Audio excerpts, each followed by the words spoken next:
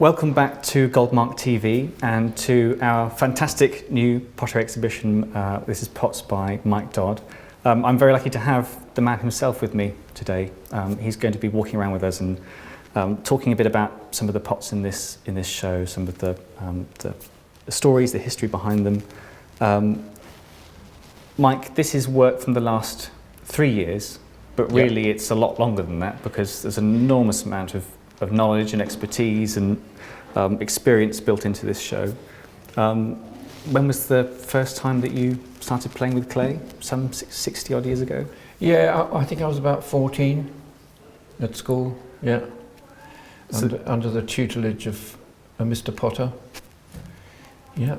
What's kept the passion and the interest over that long? Who knows? I mean, some people like playing ping pong. And I just fell in love with pots, and I sort of had a sense. Well, at school we had a wood-fired kiln down in the basement of the school, and I was unpacking it one day with Don. We called him Don, and I looked round, and he had this habit of putting Bernard Leaches and Carges and Pladle Bovaries and things, potters of the time, on the shelves without telling us. And I turned around, saw a Cardew, and I suddenly twigged what pottery was about, and the form of, that form was a language, and that, potters have this ability, or people who love pots are able to hopefully put that affection for clay into form, which is what all artists do. Whether you're a musician or dance or whatever, form is the language. And although your feeling is powerful in the beginning, your ability to actually put that feeling into form takes time. And you need a maturation process, a sensitizing process, getting to know your materials over time, and so on and so forth. So I think something that you've spoken to me about before is making work that really gets to the heart of clay as a plastic medium. And the sort of vitality of that form, expressing that quality. Yeah, well, there's the formal aspect, and the fact that clay is so plastic, has a plasticity, and it's innocent.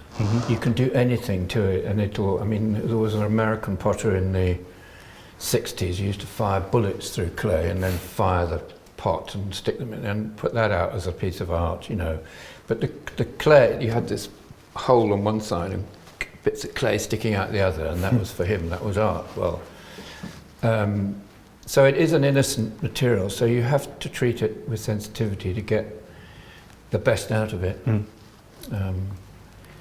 And it's the quality of the clay, the quality of the materials you use, the surface, the character of the way you throw, the way you turn. It all helps. There's just so many aspects to pottery, and the firing, of course, and the way you fire it. One of the things we're going to see in this exhibition are the very large number of glazes that you've been working on developing over the years. And I think you've said to me before, we can see that in some of the pots just here on these shelves in front of me, how the two are going hand in hand, how the glazes that you're working on developing are all about helping express that lovely vitality of form, that lovely plastic form. And we can see it especially in this. I mean, it's nice to clothe the pots with something of the same sort of vibrancy, without too much distraction from the form. I don't particularly enjoy pots that are used as canvas. I like pots that are pots. That sounds a bit banal, really, but there are people who use print on pot and all sorts of things like that, but it's really a canvas. The pot is less important. You were telling me earlier, we were admiring these pots up here in this lovely sort of almost sort of tomatoey red, this glaze colour, and you were talking about how it's similar to the Khaki glaze, the Penley stone glaze. But there's something slightly different about the approach with these? Yeah, with the khaki waxes? you just glaze with an underglaze, then wax resist the design, and then put the khaki over the top. This one, you put the glaze on, wax it, wash the glaze off, except where the wax is, and then dip the whole pot in the red glaze. But it's actually very tricky, and I haven't figured out quite the best way of doing it yet, because you get this, sometimes the wax patterns, it disappears completely, and this, I quite like the black line, but it's come into the pattern a little bit, but that one works all right. It's a nice effect though, it's a nice contrast. Yeah, it's a nice contrast, yeah. And it's a lovely colour as well, the richness of that red. Yeah, and I had to develop a particular base glaze for that. Yeah.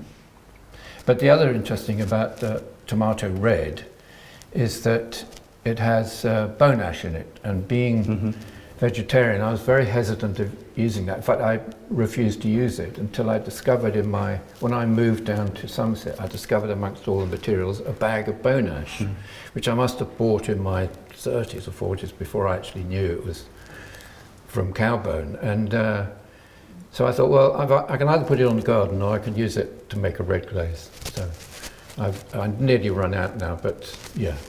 It makes a beautiful red. It's the only form of calcium that will turn iron red. It's lovely. Yeah. We'll also see as we're walking around, there's a huge variety of shapes, of sizes. We've got some lovely tall vases here. You've been making a few large pots over lockdown. Well, these are normal. These Yes. are normal size things, but I've made some bigger ones. One over there and so on. I did that mainly because the whole place was full up with pots, you know, my studio, and I thought, well, I can't make any more. I haven't got any more shelves for a start. So I thought, well, I'll make some really big things. And so I mixed up a clay for big pots, and it's just played a little bit. Yes.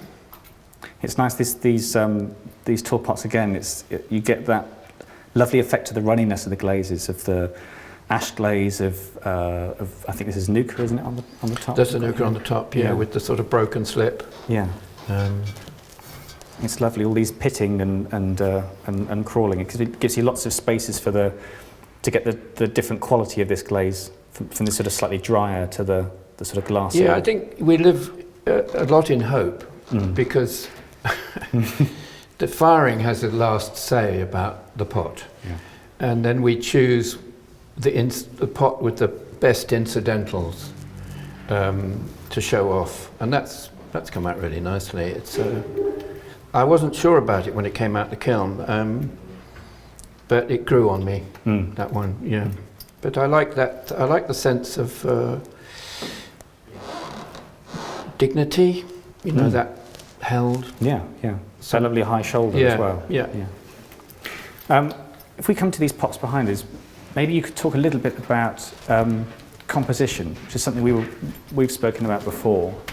Well, there's lots of decorative aspects to your pottery, lots of mark making that's again helping get the most out of those glazes. Yeah, I mean, you have to, over time, one gets a language of marks. Hopefully marks that don't disturb too much the form, but are add to the form a little bit. Yeah, composition, it's a lovely word. It means to place with, and I think art is about that. It's placing things in the right, whether you're a painter or a potter, it's placing things. Because I know when you first start potting, when you see people start to pot, they just make a mark on the pot which has no reference to the form and so on and so forth. Yeah. And eventually you find a language. And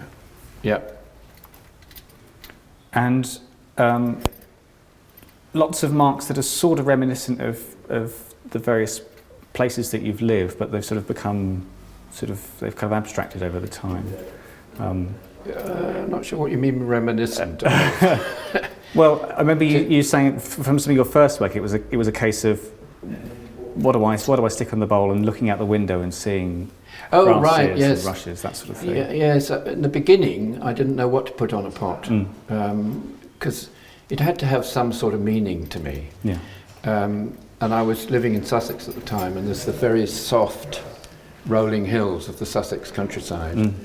And well, I started putting that on a brush. I just used a brush to make the hills and so on and so forth. So yes, mark making had to have also, I think dividing pots up helps into, helps to put things like here. This is a more recent form. We call them tidies, because I think, and they started very small because I had an operation about 3 years ago on my right leg, and I wasn't able to work for about 6 weeks, and I thought, it gives me opportunity to do some enamels, which I'd started to do about 30 years before, and then stopped. And while I was teaching in Carlisle, and I thought, but the interesting thing is, there wasn't anything on the internet about how you make enamels. And there was a lot about China painting, which is the English form of enamels, but nothing like Chinese and Japanese enamels, which are glassier, and I think much nicer than the English enamels. So I eventually, I did look at some website in Sweden that told me that the original Chinese enamels were made with 80% white lead and 20% quartz, and I thought, I'm not allowed to use white lead. So I bought about 9 different frits and just tested those, and I rang up the Royal College and I said, what temperature do you fire enamels? And they said, anything between 750 and 1100. I said, well, that's not very helpful. What's a good average? It's a large range. And anyway, I tried all these frits at different temperatures and found at about 860, 870 they were about right. And then I had some colours from a company, I forget what they were called now, but enamel colours, which I added to these frits. And so I was playing with that, which was I quite enjoyed, although I find it very difficult to get the right balance of colour to my sort of natural colours. We've actually got some enamel pieces down here on this table over here. You come and follow us. So we were looking at some of these earlier. It's rather nice on these sort of smaller pieces. It just sort of gives a little bit of life to. Yeah, well, I made probably about 25 different colours, but they don't all suit the colours I use. So this blue and red go nicely together. Yes. The yellow's nice, I find, on its own. I like this turquoise, which is a copper, and these are all fired. The third firing. Some people call these my desert pots because they think these are as a snake. And we were also talking about this lovely cobalt, which you were saying is something relatively recent. Relatively recent. In fact, there's a couple of nice examples behind us over here. Yeah, that's the iron I used for those earlier pots that we saw is out of a stream in Cumbria. In fact, this iron is out of a stream in Cumbria, and I add about 20% cobalt to that iron, 80% iron, 20% cobalt, and it gives this inky blue. I think cobalt too strong is for me, it's too much in your face. But this is a gentler, more like the Ming blue. It's lovely. It's got almost like a kind of green quality to it as well. And I think that in the Ming times they had grandmothers sitting on the steps of the houses grinding for months these pigments. Today, of course, we get industry to do it for us, but yeah. Yeah, it's lovely. In fact, this sort of is it a crackle slip that's on some of these pots? It gives a lovely kind of textural surface. Yeah, I think that was first. I think it was Jeff Österreich first developed that. I may be wrong, but I really like it. And what's nice about it is you can put it on at the biscuit stage, and it stays wet enough, long enough for you to make marks. You have to be fairly quick because you know, the biscuit ware will suck in the water. But it stays long enough, maybe a minute or something, so you can quickly do something with it. But yeah, I love the texture of it. Again, I guess it's another foil to the fluid glazes. The fluid glazes, they should fill in the cracks. Yes. You know, the cracks in the slip underneath. But it just reflects. I suppose I tend not to think. I don't tend not to do as a lot of people do, is look at nature and then bring that into my work. I tend to create things and think, oh, that reminds me of something in nature. So. Yeah, I guess that goes to the heart of something else you were talking about. I mean, you'll have seen from the variety of forms in this exhibition. There's some more behind us. We've got a lovely pedestal bowl here, this large dish, lots of bread bins. It's a gradual evolution as new things get brought in, and it's not forced. It's not overly conscious. It's something that's happening over a long period of time. Yeah, and each firing, when you unpack a firing, I sit with the pots for a while and see what the firing suggests for the next firing. You know, there may be a glaze I want to develop. There might be that orange on those pots over there that we first saw. I did a test with some granite in Cumbria with a bit of the local iron on, and there was a tiny area of orange, and I thought, oh, that's nice. So I developed that, and that became an orange glaze. So there, you know, each firing suggests something else. If you sit with the pots for a while, they'll suggest something. And nearly you're open always. to it. And you're open to it. Oh yeah, because you want. Well, what you're trying to do is to express your love of the craft in a way that other people can respond, you know, and touch their feelings. And you try and improve that all the time and get closer to that. It's extraordinary, isn't it, that life took form 3.5 billion years ago, and now humans have that capacity to reflect that and to express that vitality in form, like it did 3.5 billion years ago. And we're probably the first animal to be able to do that, although there is a bower bird, isn't there, in the paradise, one of the paradise birds that makes little displays. Yes, displays for the female. So we may not be the first, but yeah. But we can express ourselves wonderfully in music and in dance and in pots and in sculpture and painting, and it helps to. I think it helps to open people up a little bit to their feelings, hopefully. Yeah. Do you, after all these years, is there still a nervousness when you come to open a kiln and seeing what's come out, what's worked and what's nervousness? Anxious. Yes. Yes. I suppose one is a little anxious because you know over time the best of the quality of a glaze that you can get that is its best expressive of that what you want, and you hope each firing that the glaze you put them in that but it doesn't always, you know, often doesn't work. So you pick, like this shows the best pieces from the last 3 years. You just pick them out. They're what I think are the best. And I think it's important for potters to be honest about what they think are the best and not kowtow to what the public wants, particularly because otherwise you lose the integrity of the work. Yeah. If we come over here and have a look at a few more pots, there's this sort of lovely, luscious, I guess it's a Tomoku glaze? Well, sort of. I think there are 250 different Tomokus in Japan.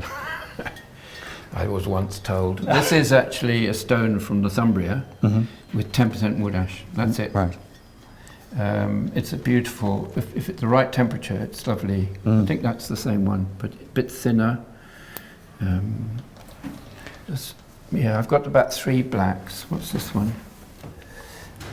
That's from a basalt stone. That's the basalt, That's right. the basalt one. Yeah. That's lovely. That's from Somerset. That's 450 million years old, the basalt in there. Isn't that lovely? Good idea. Yeah, yeah. And we've also got some of these fantastic textured vases, which you actually will see on a couple of different forms. There's also, I think, a Unomi on the other bench. Yeah, yeah. But this is almost sort of, without you meaning to, become a bit of a signature. I know. For many years, I didn't want to put them out because I thought, well, it's not really in my genre, you know. Well, I didn't think quite like that, but I was worried about what people would think. Mm. And then I was demonstrating at Rufford one year, and they'd given me this awful. I'd asked for a wheel, for a momentum wheel, because that's what I use. Mm. And they'd produced this awful wheel where the seat was wobbly, everything was wobbly. Anyway, I was making one of these as a demonstration, and I said, I think people should try this with salt and all sorts of different ways. And while I was talking, I was thinking, why aren't I doing it more often? Mm. So then I started making them, and yeah, people like them. What do they call it? Lizard skin or yes. or lichen or lichen, I think is the correct pronunciation. It always makes me think of sort of salt flats or mud when it sort of dries and it starts to crack. And it's a bit like clay itself. It is one of the qualities of clay. Is it when it shrinks, it breaks up. And you see that. And people at home might not quite appreciate how delicate this surface is. If they've ever seen you making these pots. It's a sort of applied. You throw a cylinder, and you put the design on the cylinder. It's usually slightly rounded cylinder, and then I put dry clay up on the pot, pat it on, take the excess away at the bottom, and then push it out from the inside. Now I know there's a different technique. Some people use a blowtorch on I'm not sure what material it is to get a similar effect. Mm-hmm. But I use China clay and a ball clay, China clay and a silicious ball clay mix. But once it's dry, if you touch this, they just fall off, these bits. Mm. So you can only touch it top and bottom until you actually dip it in the glaze, then you can touch it. But yes, and if you fire it too hot, all this stuff just runs to the bottom, so it looks awful. Mm. You have to smash it up. I suppose that's a recurring feature of your pot, because you have so many different glazes that you're working with, is finding the right places for them, making sure things are getting to the right. Absolutely. Right, I mean, a black glaze, Temucus, for example, can kill a form. Mm-hmm. You have to be really careful about using a black, because it tightens in, so the form has to be strong. You become very aware of the silhouette, don't you? Yeah, but finding this combination's nice. That's a granite glaze with a nuka on top. Mm. Let's have a look at some of these lovely khaki pots up here. I think you've spoken before about, is it a Penley stone? Yes, this was a stone that Bill Marshall put me onto when he was teaching at a college in, where was it in Cornwall? I forget the name of the place. He taught there for a while, and I had a chat with him. I used to go and see him, I did about every 2 or 3 years, and I always loved his conversations. I remember him picking up this Cornish jug, and he held it like this. He said, "There's some belief in that." He said. And it was a lovely thing to say about a pot. And he said, the Penley stone, it gives you a really nice khaki if you grind it to 200 mesh, which is pretty fine. So I think I grind mine to about between 180 and 200. Am I right in thinking this was the illicitly sourced Penley? Yes, illicitly sourced. I went down, it used to be a quarry between Penzance and Mousel. And now, if you go the gantry over the road, and then on the left was, I'm not quite sure whether it was a holding area for this stuff, and it was scooped out of there and put into lorries or something, but there was quite a lot of powder there, and there was barbed wire everywhere saying, like, you will be shot if you can, no, they didn't quite say that, but, you know, trespassers will be prosecuted. Anyway, I found a way in and got some, and then Peter Swanson down in Cornwall said he had, he could let me have some, so I've still got half a bucket left, but that's it. Dwindling supplies. Dwindling supply, yes, yes. I thought we could end maybe by coming over to look at this very last big pot here, because you were saying you'd almost forgotten that you'd made this one before you saw it again. Yeah, this was apparently in my 2015 show, is that right?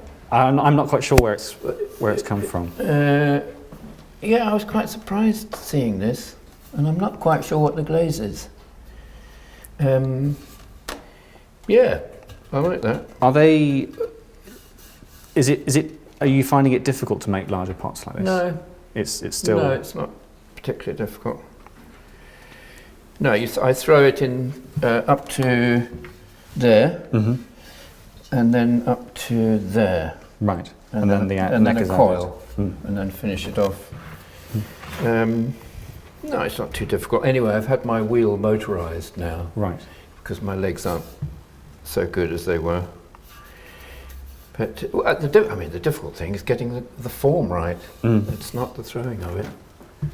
Yes, I suppose the larger something gets, the more obvious it is where that line's not right. Or yeah, and also when you're making pots in several bits, when you throw this one, it's soft at the top.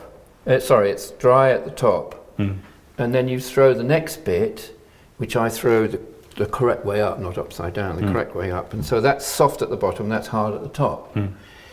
And I was once at Richard Batteram's, and he was putting big pots away in a cupboard, and I said, "Why are you putting them in a cupboard?" He said, "Well, I've got to store them there for a week." And I said, "Why?" He said, "Well, you've got to have them homogeneous, otherwise you get this, they dry, and you know." And he wanted to beat them into square-sided things, and he said if you do it too early they just split if you just beat them, you know. So I learned something at that point. I don't know what the glaze is on that. It's lovely, this sort of bluey colour in here. It's really lovely. Hold that a minute, I'll just see. No, I didn't mark it. I think I know what it is, but I'm not sure. I think it's one called D+. D+. It's not very helpful. Well, that sort of gets back into what we said at the very start, which is that although this is 3 or 4 years, the best work accumulated over that time, the length of this process of developing things, of finding materials and working out how to best, how to do them best service, really. Yes. Justice, yes, yeah. Well, that's always what you're looking for, because your feelings don't change. Sometimes they get less, and sometimes they get deeper, depending on your life situation. But it's just finding you want the best expression, and it's it's not me who's if you have to stand aside. What's that Thomas Merton expression? To the extent that you get out of the way, do you know truth? You know, it's a bit like that. If you step back and just let your own vitality look, it will know which is the best form. Yeah. Well, thank you for helping illuminate some of the pieces in this show, for showing us some parts. There's, of course, lots more here than we've been able to put out on display. There are some 300 odd pots, I think, in this show. Do please come and visit, book an appointment, come and have a look around. There's some really fantastic pieces here, more that we've not been able to get into depth with today. It's been a real joy to have you here and showing us around. Thank you for being here. Thank you for showing it. It's brilliant. Yeah.